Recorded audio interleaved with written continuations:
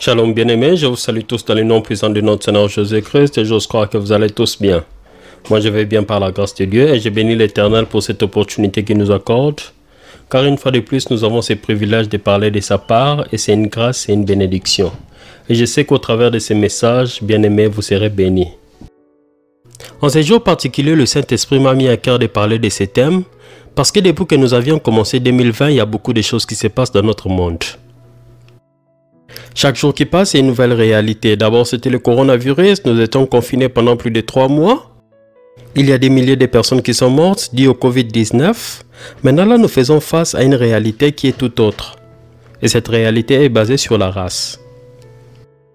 Il y a la guerre entre les Noirs et les Blancs, la guerre contre les policiers et les civils. Bref, c'est le chaos partout. Nous avons comme l'impression que la situation est hors du contrôle. Alors, en ces jours particuliers, l'Éternel te dit, ne crains pas. Et la référence principale, nous la trouvons dans Exode chapitre 14, du verset 13 au verset 14, la Bible dit. Moïse leur répondit, n'ayez pas peur. Tenez-vous là où vous êtes et regardez. Vous verrez comment l'Éternel vous délivrera en ces jours. Ces Égyptiens que vous voyez aujourd'hui, vous ne les reverrez plus jamais. Le verset 14.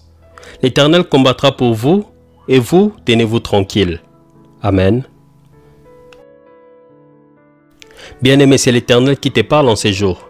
Il te parle personnellement. Il te dit peu importe l'opposition à laquelle tu fais face. Peu importe le problème auquel tu fais face.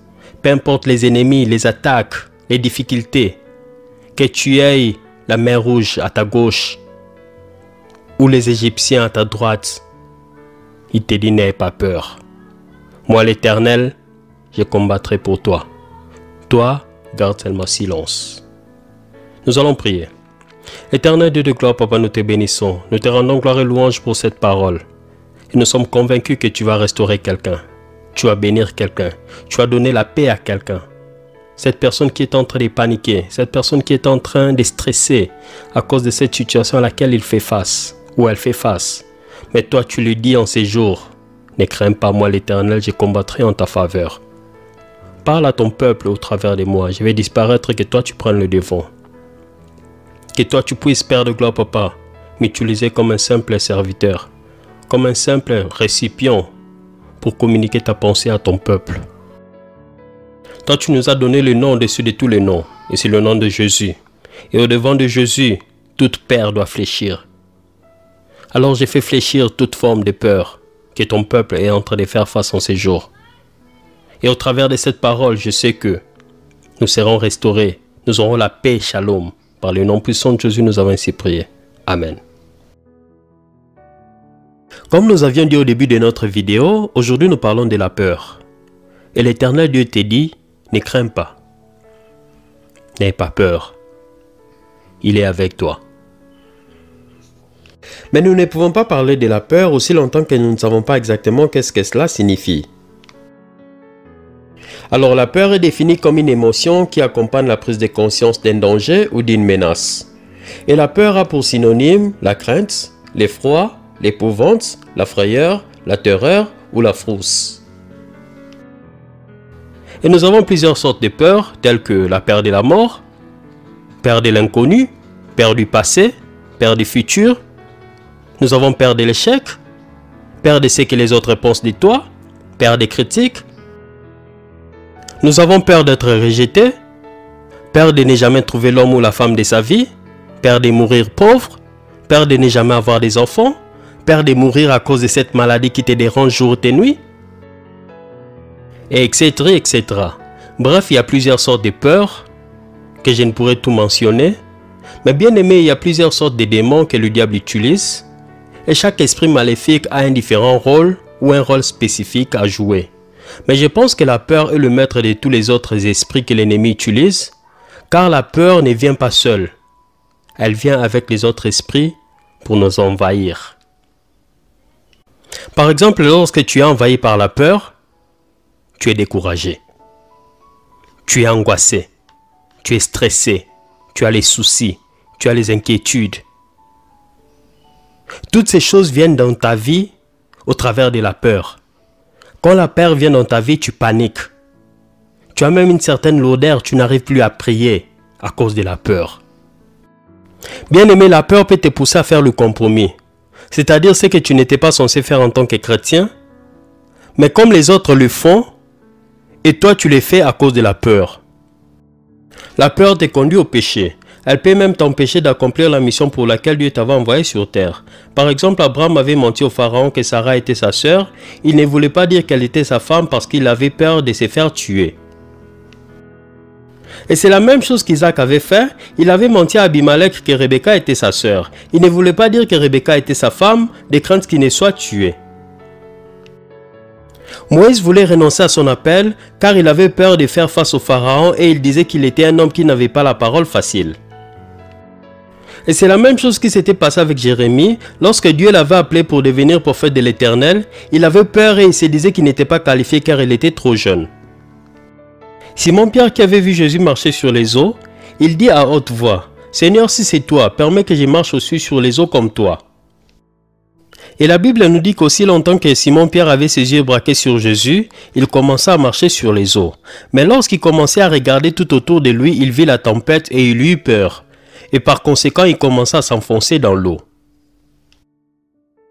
Et plus tard, la Bible nous dit que c'est même Simon-Pierre, après que Jésus soit arrêté, on lui posa la question à 3 reprises s'il faisait partie des disciples de Jésus. Mais il avait renié Jésus à 3 reprises à cause de la peur.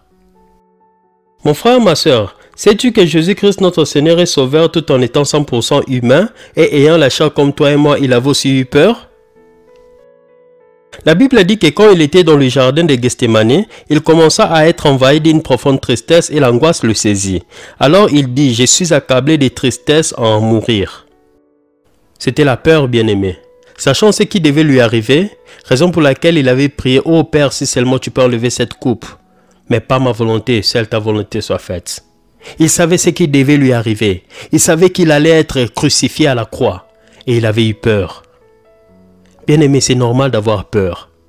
Peu importe qui tu es, peu importe ton rang social, peu importe ton âge, peu importe ta personnalité, peu importe tes qualifications, c'est normal d'avoir peur, bien-aimé.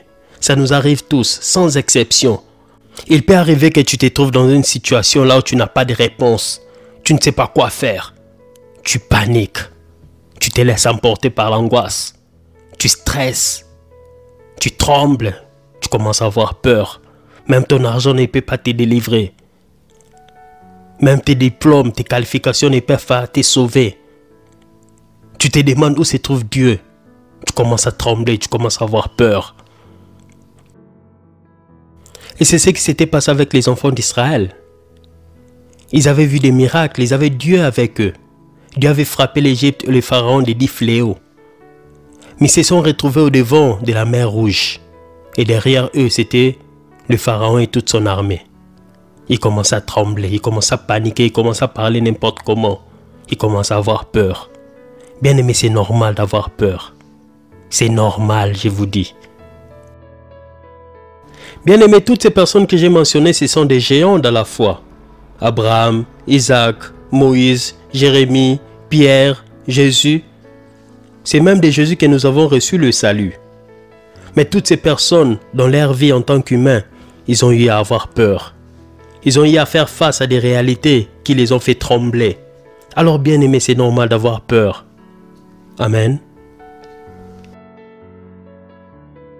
Et Dieu connaissant qu'il y aurait des situations qui nous feront trembler. Il y aurait des situations qui nous feront peur.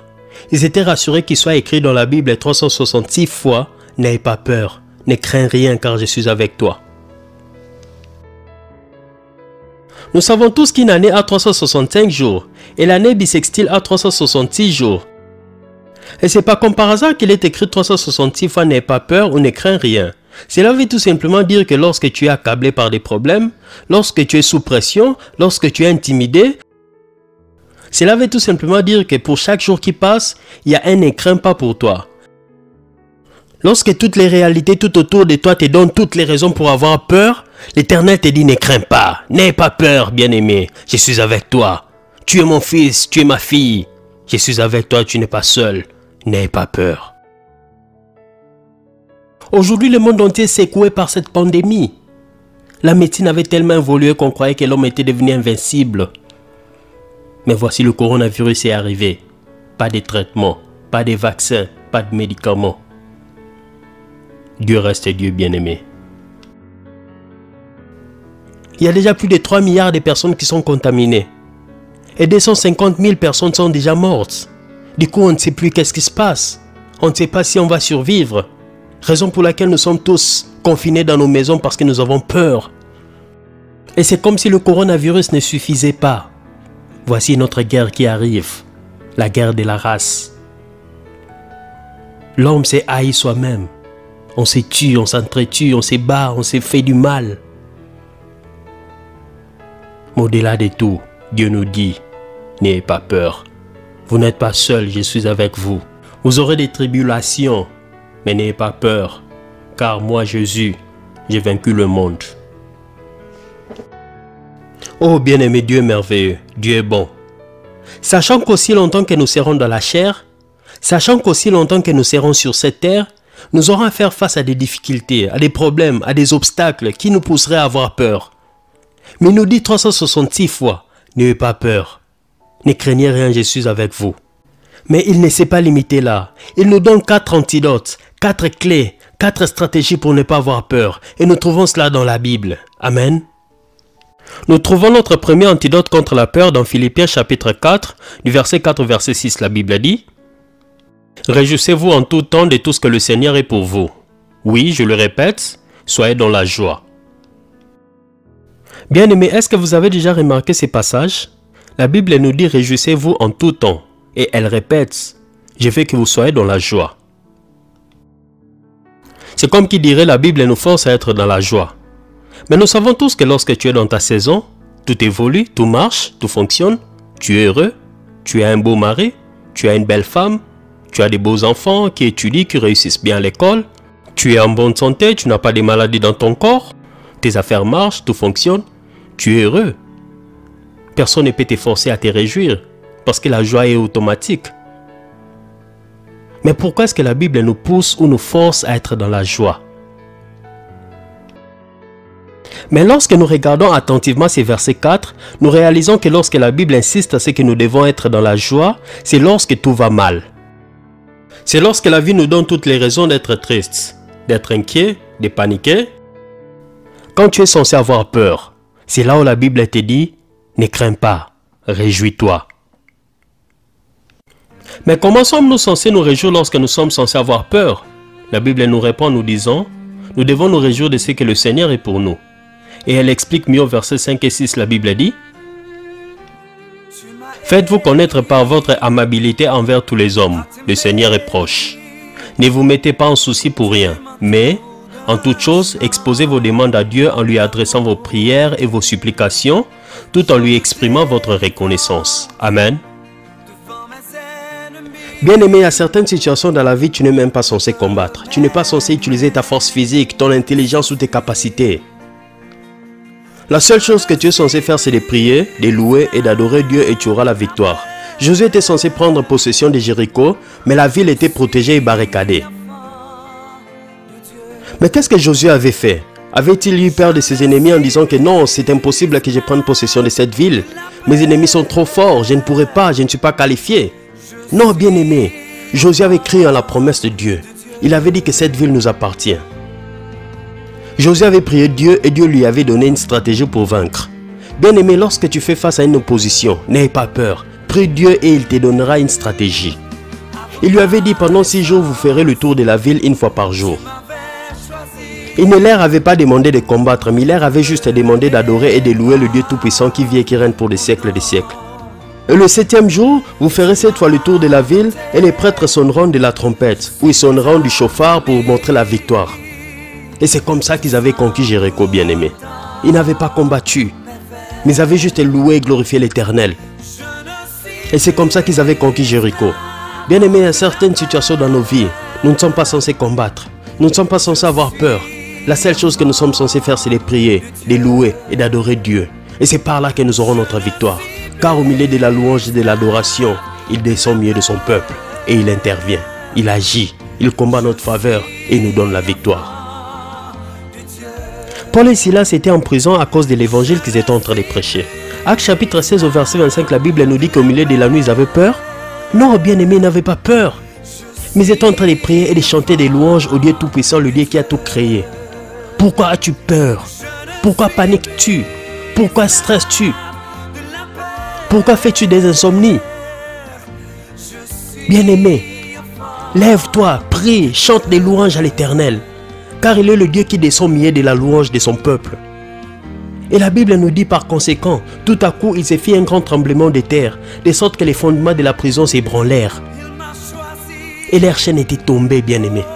La louange et l'adoration fait descendre la gloire de Dieu au milieu de nos problèmes. Il descend au milieu de la louange et de l'adoration de son peuple. Peu importe ce que tu peux faire face, peu importe la difficulté dans laquelle tu es, quand tu loues et tu adores l'Éternel, il descend et tes chaînes vont se briser. Tes difficultés vont tomber. La maladie ne te quittera pas aussi longtemps que tu continueras à pleurer. La pauvreté ne te laissera pas aussi longtemps que tu continueras à te plaindre. Les problèmes auxquels tu fais face ne te laissera pas aussi longtemps que tu continueras à avoir peur. Bien-aimé, la solution pour sortir des problèmes dans lesquels tu fais face, ce n'est pas la peur. Mais l'antidote à ces problèmes, c'est la louange, l'adoration et la prière, bien-aimé. Lorsque la vie te donne toutes les raisons pour avoir peur, ne te laisse pas emporter. Bénis-le, loue-le, glorifie-le, car il est le Dieu qui descend au milieu de la louange et de l'adoration de son peuple. Bien-aimé, chante des louanges et des adorations. Glorifie-le, car il est le Dieu tout-puissant, le Dieu qui est capable de toutes choses. Au devant de lui, tout genou fléchi et toute langue confesse qu'il est Seigneur. Quelle est cette situation qui te stresse? Quelle est cette situation qui te fait manquer le sommeil, bien-aimé? Même le coronavirus qui a tué des milliers de personnes, il a fléchi au devant du nom de Jésus.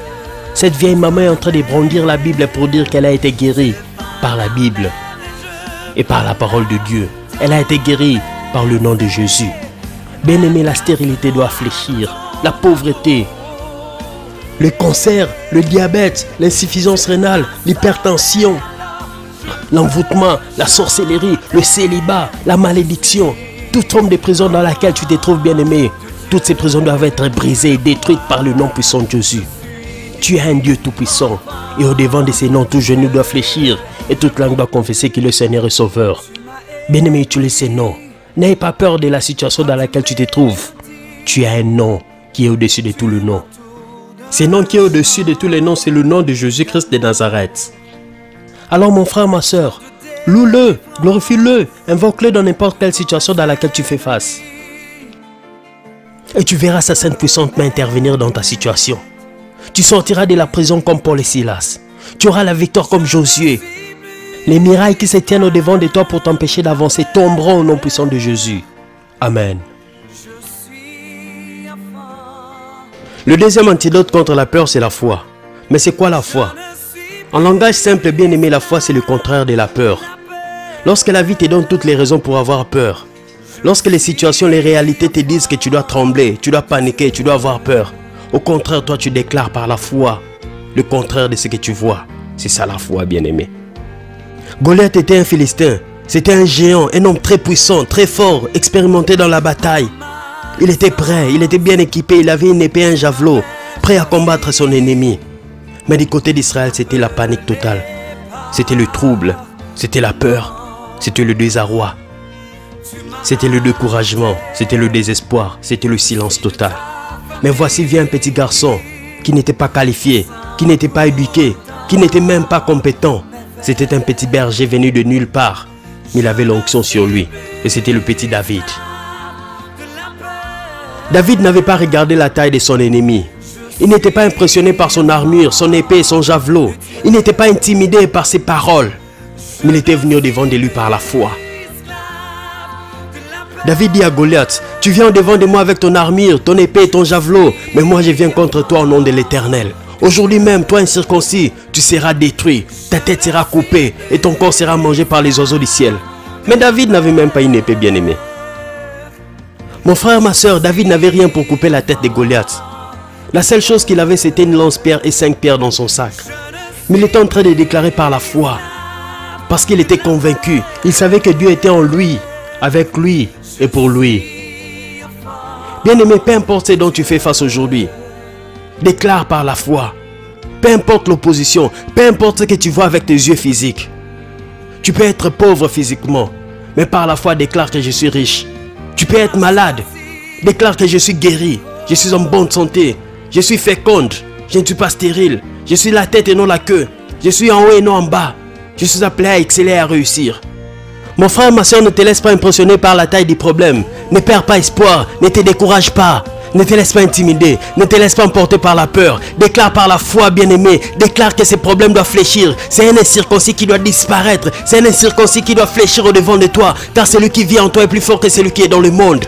Celui qui vit en toi, c'est Jésus-Christ, bien-aimé. Et au-devant de Jésus, tout genou doit fléchir. Et toute langue doit confesser qu'il est Seigneur et Sauveur. Qui es-tu montant au-devant de mon serviteur Zorobabel? Mets ton nom. Qui es-tu problème au-devant de moi? Tu seras plani aujourd'hui par le nom puissant de Jésus.